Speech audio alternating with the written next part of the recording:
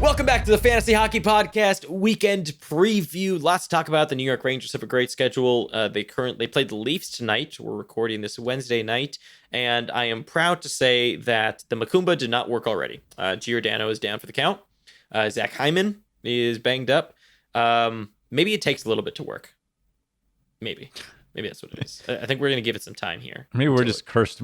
We need more Macumbas. Yeah, we need a lot of Macumbas. Maybe it's because we weren't there. Maybe we have to physically be there. Oh well. Anyways, let's jump into 10 takes, and I'll start first. Of course, I mean, look, guys, this is a tradition now. I mean, just call us the Fantasy Hockey Podcast brought to you by Sportsnet because we're starting with the Leafs, baby. Yes, we are starting with the Leafs because Hutchinson and Cody Ceci are the best pair out there. I mean, love to see them on the ice together. I did feel like there's a weird amount of praise for the acquisition of Ceci. This offseason. I remember being like, what are they seeing that I'm not? And now I realize they maybe also weren't, but I don't know. Everything's rose-colored glasses when a new acquisition happens. Also, with Michael Hutchinson, it's kind of funny that he's even, everyone complained about Garrett Sparks last year with like a 909 or what did you know? It wasn't 909, it was like a 902 or something like that. 906 is what Garrett Sparks had last year. And then they chose a goaltender who, let me remind you, let me start from 2015, 2016, okay? He was on the Winnipeg Jets, played 30 games. I'm going to take you on a little journey here of Michael Hutchinson's career since then. 907 save percentage, -6 goals saved above average. 2016, 2017, 28 games played, 903 save percentage, -7 goals saved above average. In 2017, 2018, he played only 9 games across 2 different teams, and he had a 887 save percentage, and he didn't register enough games or saves to have a goal saved above average, so bum there. And then this year, he's played 14 games so far, an 886 save percentage, a -8 goals saved above average, 300 quality start percentage. He is garbage. And you know what's the fun bit? He was the most added player on Yahoo today. I don't think you could have paid me enough money to pick up Michael Hutchinson today, even against the Rangers. I didn't care who it was against. It feels weirdly early in the week to be doing that too. Yeah, like a Wednesday. Why are you? I guess maybe for points leagues, maybe people are just looking for that win. But I mean, even in points leagues, I would never have touched Michael Hutchinson in a million years. It's just, it's funny because I think we see it with Sundin, we see it with Michael Hutchinson, and just different players, right? Like different Toronto players. They get so picked up. People just forget all their faults from a fantasy perspective and just want the Leaf on their team. I don't know what it is. I would love to see a pool where it's just all Leafs fans drafting and see where Leafs players went. Because there's no other team in the league. It's not even close. There's maybe Montreal is the only other one. You see guys like Suzuki get picked up really quick, right? That one actually warranted, but really early on took a while. I honestly think the Rangers are kind of bad about it. Like I feel like I've had good luck trading Ranger players to Ranger fans pretty often. That's true. That one as well. Although at the same time, though, we haven't seen big spikes in Buchnevich, Hedl, Elias Anderson, or anyone like that, right? That's the big difference, I think. Wait till tomorrow. I know. Right now, Buchnevich, the secret is out, folks. We told you on Monday. So anyways, that's my rant on Hutchinson. He is a garbage man, and that's pretty much it. It's probably going to be his actual job after this. I mean, probably. He's to go take out the trash. He's probably going to fail at that, too. He's going to be dragging the bag along the ground. It's going to break open all the trash. He's going to dive into the garbage truck. Yep. They're just going to put him in instead. All right. Well, I'm going to move us over to Detroit because that's also fun to talk about. And although I'm actually not going to rag on Detroit this time, I want to mention that Anthony Mantha, despite having been mentioned as possibly missing the rest of the regular season, is now targeting February 15th to come back, which seems like kind of weirdly specific. I'm guessing it just means the middle of the month sometime, but there's a date on it for whatever reason. But he had a punctured lung from that Muzzin incident where he broke his ribs. Wow. Yeah. And you'd think like, okay, they're coming out. He had a punctured lung. If I would have expected hearing that he's definitely out for the season. So, yeah, I wonder where that rumor came from that he was going to miss the rest of the regular season, but apparently not. I guess he's on his way back. Just to talk about this a little bit more, I've seen a lot of questions coming in already about Mantha and what's his value and this and that. I wouldn't drop anybody of like even decent value for him just yet, unless you have a place to stash him. Maybe there's a decent chance he comes back. I mean, how much can he help what's going on in Detroit right now? But I mean, he's coming back from a punctured lung. Like, I really don't know what to expect from him. I can't. I would imagine that is going to reduce his ice time because he was seeing a lot of ice time when he was playing. So Mantha, I mean, I have him in at least one, maybe two leagues. I plan on leaving him on IR for a little bit, kind of, not streaming because I'm in a decent enough spot to be able to do this and seeing what he's able to do. But I'm hoping for the best, but I don't have the highest expectations at the same time. Yeah. I mean, it's Detroit. There's not a lot going on in general, even if Mantha comes back. I mean, at the time, when he got injured, he was playing second line. So, yeah, I'm not holding out too much there. Okay, my next bit here, the third take of the weekend is Elvis is tied now for most shutouts in the league while having half the starts. I don't know what's going on over there. Something's in the water. Something is absolutely in the water. It's insane. I mean, they're playing Torts' system. If you remember back to the Rangers, this is how Hank was too. I mean, the system, not to say that Hank wasn't good without the system, because obviously we've seen now that he's fantastic. He's, again, this season, I think, third or fourth in goals saved above expected. So he's still been fantastic. But with Elvis, I mean, this is just ridiculous. And I know I had said before, like, Korpisalo absolutely gets the net back when he comes back. I don't know now. I think now it's a 50-50. I think they go 50-50 and just roll with whoever's hotter come playoff time if they make the playoffs, just because the East is so insane. But I like both of them. I mean, at the same time too, though, like, I am not afraid of when Korpisalo comes back. I'm not afraid of him doing poorly. I feel like it's almost impossible for him to do poorly in the system right now. Yeah, I agree. I don't know what they're doing over there, but everything's going the right way. And yeah. I think before we were talking about what tandem would you rather have, the Islanders or the Blue Jackets. I think that's getting closer to me. It's getting very close to me. I actually think that... I think a lot of people would think this answer is simple. Yes.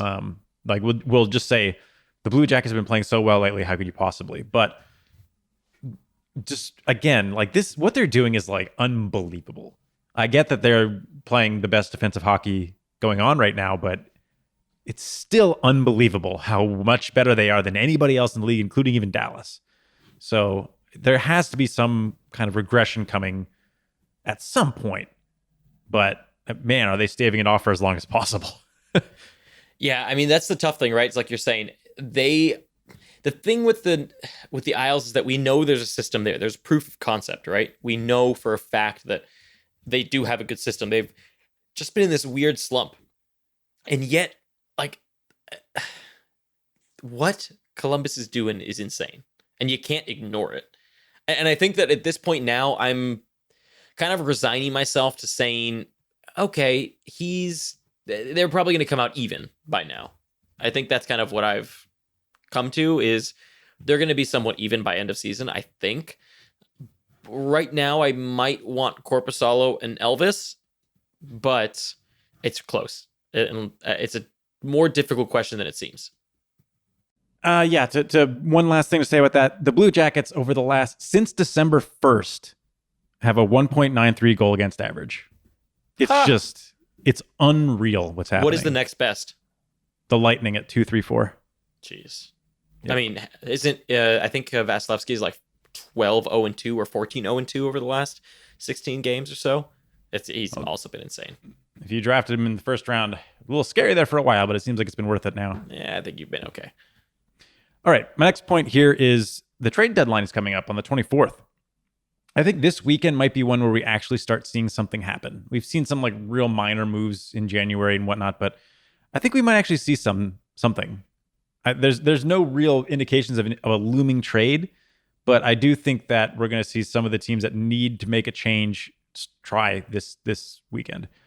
Some of those teams that come to mind are Boston again. You know, they always seem to be doing a little something, never really anything major.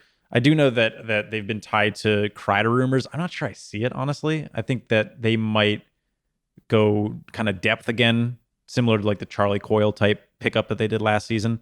Kind of fill out that way as opposed to targeting somebody that might cost a lot. But I can see this weekend as the first one where, All-Star breaks come and gone. Teams are settling in, and really the identity of who's going to make the playoffs is starting to be shown.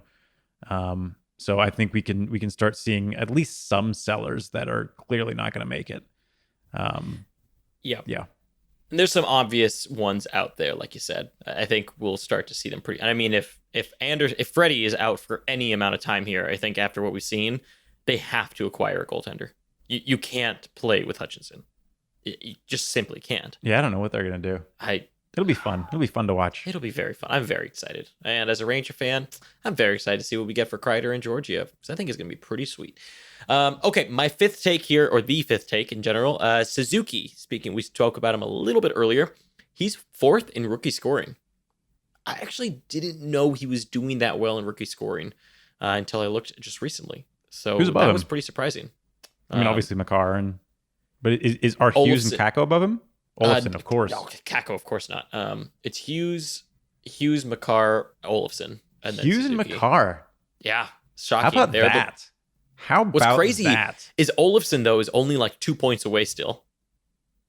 Yeah, he's missed like a million games. Yeah, and that's how. I mean, I could absolutely see Olofsson still take it over if he comes back. Even, man, where is he even at in his injury at the moment? I'm not even sure. But yeah, Suzuki is doing really well. I mean, Suzuki has really turned it on as of late. And if he can keep that Armia Kovalchuk line, we talked about him on the week preview, but I really do like him as a long-term target right now. Mm-hmm. Yep. Better than Domi. Okay. My next one is, I know I talked about the Metro a while ago, but specifically the New York Islanders right now are on a 106-point pace and are sitting in a wild card slot. I don't know. Gotta love the Metro. It's just ridiculous. But the funny thing is there is this like set of panic going in because they've had like kind of a weak stretch here. But the fact that they're in a wild card slot is such a misleading thing.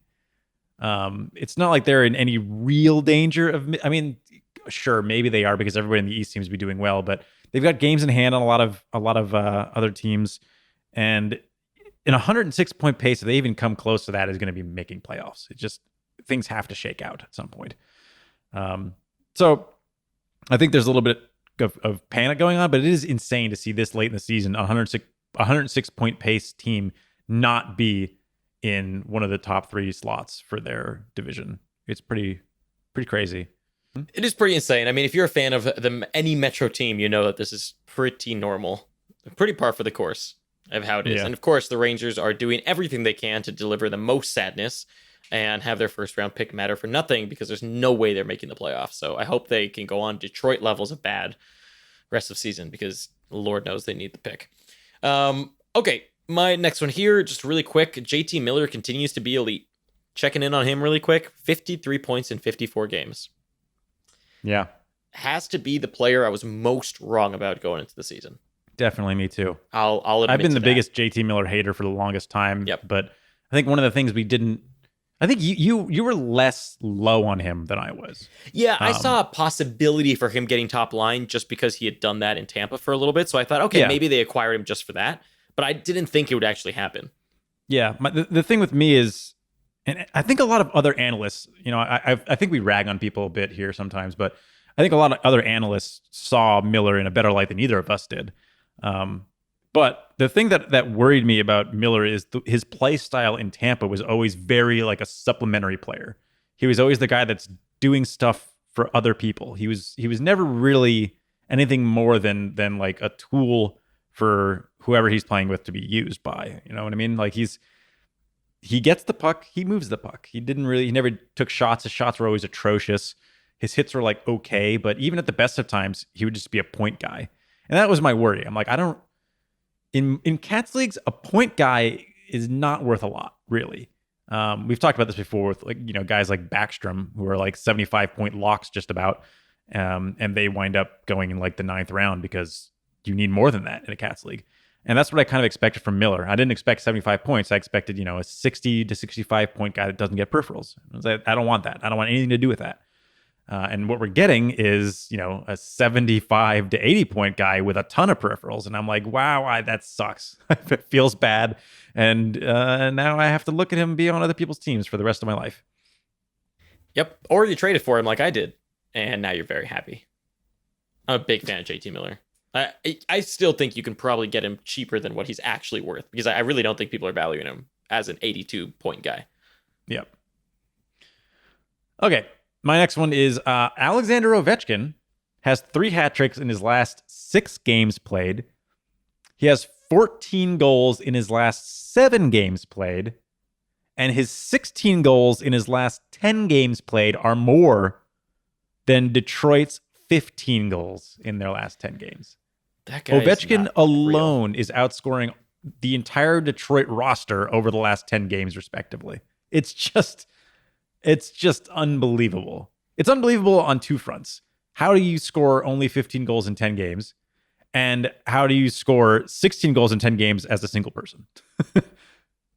Unless you're Oliver Bjorkstrand, I guess. I suppose, because Oliver Bjorkstrand is the next coming of Ovechkin. Don't quote me on that. That is not what I actually think.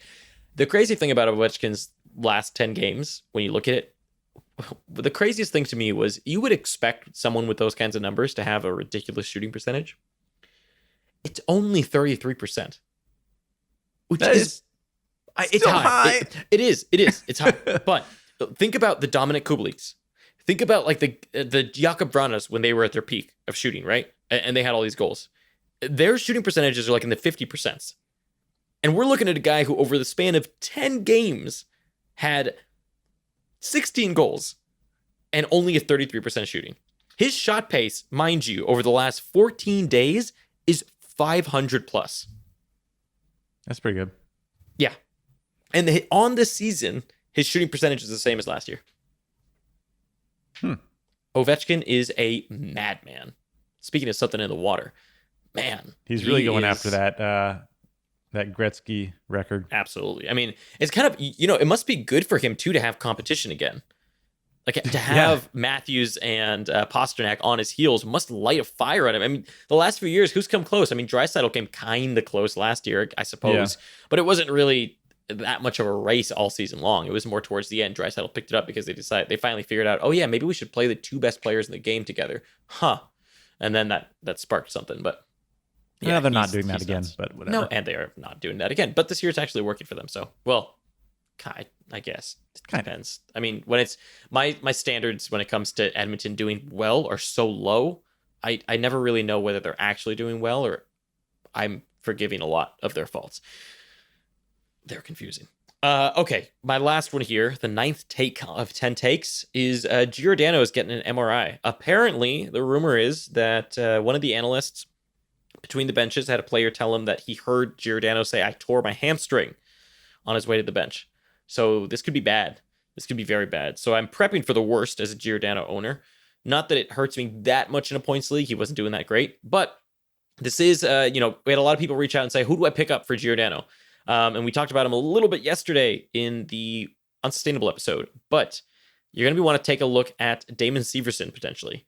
Getting you some peripherals. And on top of that, he's also top power play with Vatanen out. And he's been killing it on the points front. So Damon Severson at 4%, maybe 5% on today, is a really, really good option to replace any kind of defenseman that suck that you still have. Or let's say an injured Giordano while you wait to see whether his leg is completely broken. And we've done our worst. Or if he's going to make a quick recovery. Yeah. If he is out, I have a feeling it's going to be Rasmus Andersson that sees top power play. Yeah, but I don't think it's going to matter much. I mean, that power play has been atrocious all season long. Yeah. I mean, in a roundabout way, I hope Rasmus Andersson gets some time to play top power play and kind of develop his game a little bit, but I guess we'll see. Okay, my last bit, and this is not really fantasy related. It's just loving, like whether you love or hate fighting in hockey, what happened in the Battle of Alberta, originally with Zach Cassian and Matthew Tkachuk, has developed that into probably the best, not even probably, clearly the best rivalry in hockey right now. It's going to make those games the most exciting games to watch for a while. I don't think it's going to necessarily. I don't think it's going to like go away as quickly as the Kane Reeves stuff in Vegas and San Jose, because this rivalry already existed. So it's a nice spark to something that was already there, and will make those games so much more fun to watch. Yeah, and they were already fun to watch. It reminds me a little bit of Vancouver, Colorado rivalry that existed for a bit. Especially after the Bertuzzi stuff. Because it's not on the levels of, I mean, nothing will ever reach Detroit versus Colorado levels. That was the best rivalry ever. I mean, I'm younger, so I may be biased, but that was just incredible, talent wise and just physicality wise. So I love that. But man, it has been so fun to watch Battle of Alberta games recently. And I loved the stick flip from David Riddick and then just getting absolutely lit up the next game. He was sometimes you got it, sometimes you don't. Yeah. Okay, so there you go. So that is 10 takes for the weekend. Let's move into the first main segment here where we talk about weekend pickup suggestions. Well, actually, that is the whole segment. We're just going to talk about the schedule here. That's the first segment. So let's talk about teams with good matchups. I could only find one, honestly. There's a lot of teams with only a Saturday game, and all the teams that have Friday to Sunday games or Friday Saturday games don't really have that great of a schedule. It's nothing really all that special. So the only one that stood out to me from a good matchup perspective are the New York Rangers, who play Buffalo and the Los Angeles Kings. And the most amazing thing, they are rested versus tired teams for both games. Both. I kind of like Buffalo's schedule too, to be fair. Which is the Rangers tired and then Anaheim. Yeah. Tired against the Rangers, right? And then Anaheim. Yeah. And Anaheim's actually isn't bad either, because they're going to wind up probably not against Freddie. Yeah, I mean, they're probably going to end up against Hutchinson or... Yeah, and they have Toronto, but they're tired against the rest of the team, and Buffalo. So yeah. I didn't put them only because it's questionable. And Buffalo, I struggled to put Buffalo because Buffalo sucks. They're so bad. I didn't put Buffalo. Bad. Oh yeah, I guess. Yeah. Buffalo's there's not even with Buffalo as a suggestion, there's not really a lot to pick up there. Exactly.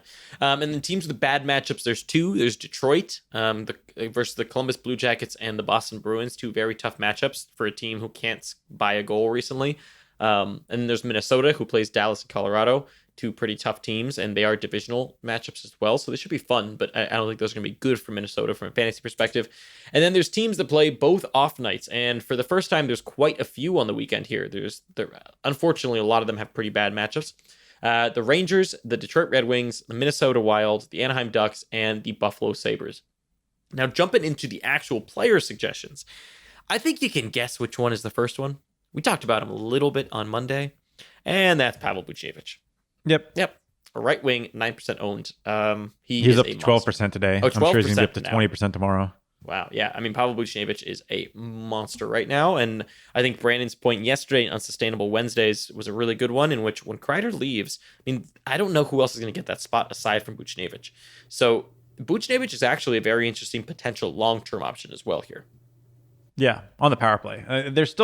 He's playing on that line with him right now with Kreider on the left wing for. That's good.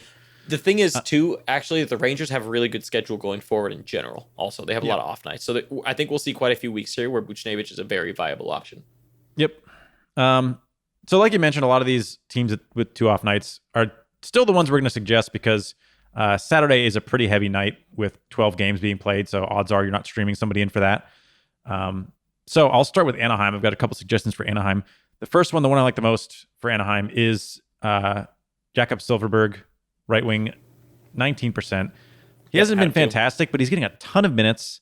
I think he's going to be playing against Toronto with hopefully Hutchinson in net, probably, and then Buffalo. And both of those teams have been awful at stopping the puck. So he's got upside there. He's playing on a line that is probably the best line. Well, I actually like Kasha as a player more than Silfverberg, but whatever. It's the best line he could be on, which involves Raquel and Getzlav, and those same pairing on the top power play. So as far as what Anaheim can put out, he's in the best position he can be in.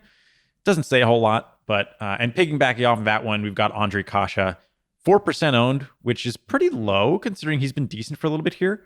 Not that you need to hold him long term or anything. He's only right wing, and he doesn't have the best line. I think he's playing with Max Jones and Sam Steele right now, and on power play too. So there's not a whole lot to like here, but in deep leagues where you're looking at guys that are, sub 10% owned, he's probably the best option. And then I have two here from the Rangers. My first one is Brady Shea, defenseman, 11% owned.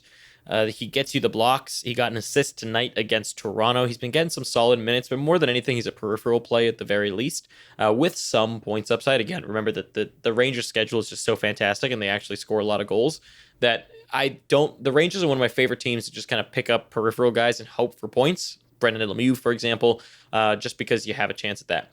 The other guy here that I have for the Rangers is Philip Hedl, center right wing, 2% owned. He scored a goal against the Toronto Maple Leafs. He's been getting some more minutes recently. He's been getting around 17, 18 minutes in the last few games. So he's someone as well that at 2% owned, if you're in a very deep league with how good of a schedule the Rangers have, he's probably my favorite forward option outside of like the Buchnevich, the Kreider, that kind of thing. I like him over Kako even. And at 2%, you can't fault. You can't do worse than that. Or better. Played a shift with Panarin tonight. Oh, a shift with Panarin. Okay. A shift. That's good. All right. That's something. I've got my next two are suggestions from Minnesota. Minnesota's schedule, as you mentioned, Dallas and Colorado, not the easiest. And also it's a weird one. They play tired against a rested Dallas team and then rested against a tired Anaheim team. Or not Anaheim, Avalanche team, Colorado. So Sunday's probably going to be the better game for them, both because Colorado's not as good defensively as Dallas is, and because they get to play a tired team. Although that means they have to run into the impenetrable Pavel Francouz most likely. So we'll see how that goes. But Pavel Francouz. He changed it like 10 times. He doesn't count for grammar school anymore. It's his fault. It is his fault. It was I swear it was Francouz originally, and then it was Francouz, and then it was Francouz. So I don't know. But okay. From Minnesota, the two that I like are pretty standard. Zach Parise at left wing, 25%. I feel like I've mentioned a million times, and I always said if Minnesota has a good schedule, he's the first guy I'm looking at because he's always consistently whatever. He's consistently decent enough, basically, that you'll get something out of him. The other one is Eric Stahl, center, 32%, who I think I actually like a little bit more than Parise, but it kind of depends on what you need. But Parise also, for blocks leagues, gets a decent amount of blocks for a forward. So he's got a little bit of a bonus there. And do you have any more? I do. Okay. I've got two more. The next one is a Detroit player for super deep leagues again. Robbie Fabry is in about as good a position as he can be in, which is not saying much. That means he's top line again. Actually, no, he's not. They're doing stupid stuff. I wrote this before I realized what their lines had changed to, but now they have Athanasiou on the third line for I can't even fathom why. But you know what? I'm going to take a quick look because I do remember that these lines are some of the most ridiculous Detroit lines that there's not a lot of options here. Like Detroit doesn't have much going on. Okay, no, he is top line. So he's just playing left wing instead of right wing. So he is top line. So he still is a decent option. Left wing on Larkin's top line and top power play, which again is about as good of position. He's on second power play. What is happening? Okay, never mind. Screw Fabry. Screw the whole Detroit system. I don't know what they're doing. But yeah, scratch Fabry. I hate this. Darren Helm was also top right wing on Detroit, and Justin Abdelkader is playing second line minutes. I don't know what's happening. And my last one is Jeff Skinner. Center left wing, 49%. So he's dropped past that 50% kind of threshold. I don't necessarily think he's a long-term ad, but with Olofsson still out, he's getting top power play right now, so he's got a little bit of a boost there. Wouldn't expect a ton, but again, like I mentioned, they don't have the worst schedule with the Rangers in Anaheim. So 49% might not be available, but he should at least get you the shots if he doesn't get you anything else. Yeah, don't hate it. And then also one thing to note, we talked about Suzuki. I wanted to mention at the very end of the show, a little special thing for you guys, for the people who got this far in the episode. Montreal has the best schedule next week by a mile. It's not even close next week. Montreal has 3 off nights, which are the most of everybody, and those run Monday, Wednesday, Friday. And the nice thing about that too, a little bit of a bonus, is that they actually play on Tuesday of the week after, and that's also an off night. So you can start the next week with an off night. And so a guy like Nick Suzuki, who are so lowly owned, let's say you're ahead in the week, you're playing an easy team, doesn't really matter, you're late in the week, you know you're going to win, 20% owned.